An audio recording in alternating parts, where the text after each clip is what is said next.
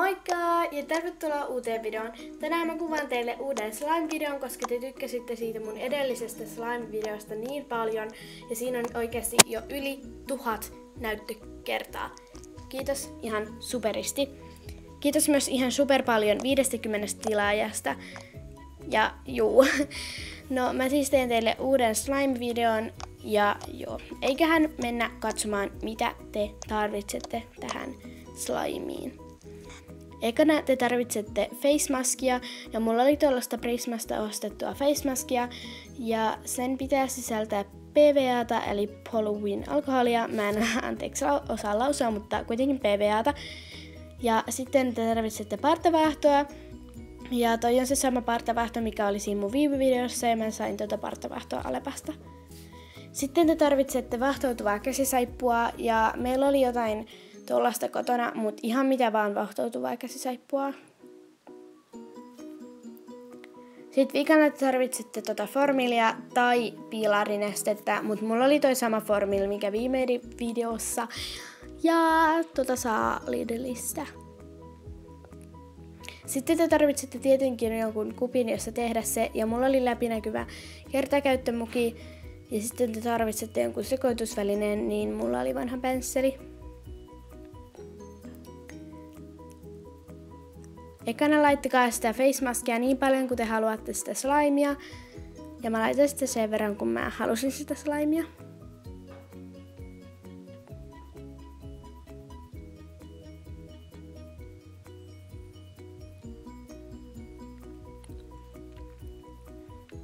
Sen jälkeen lisätkää parttavaahto ja laittakaa sitä vähän vähemmän kuin sitä face maskia.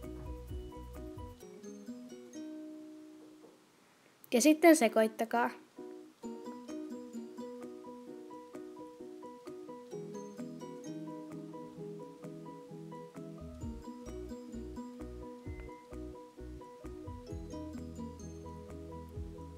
Sitten laittakaa sitä vaahtoutuvaa käsisaippua ja mä laitoin sitä noin 3 pumppausta.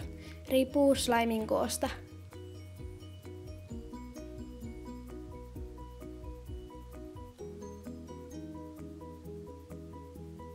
Sitten lisätkää vähitellen sitä formilia tai sitä piilarinestettä ja niin. Laittakaa sitä vähän kerrallaan.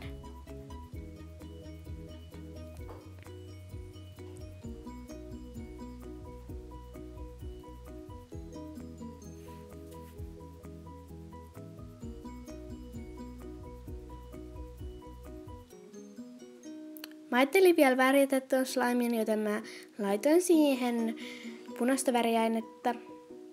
Ja toi oli elintarvikeväriä, mutta ihan mikä vaan, joku väriaine, tussit tai maali tai ihan mikä vaan niin kuin käy.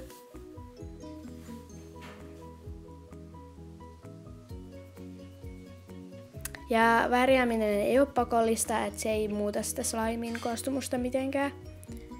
Mä lisäsin formilia siihen vielä vähän, koska sit se alkoi vielä enemmän tulla sellaiseksi slimiksi.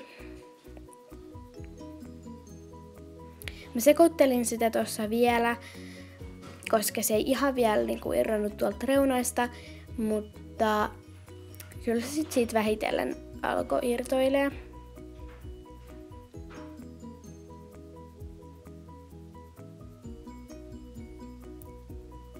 Ja nyt tää on valmista ja tästä tuli tämmöstä ihan sikakivaa slimea ja teidän ei ole siis pakko värjätä tätä tämän väriseksi tai ei olisi pakko värjätä.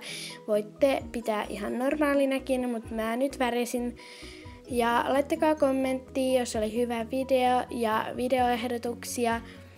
Ja kiitos vielä ihan super paljon tilaajista ja niistä näyttökerroista. Ja joo, kiitos kun katsoit, moikka!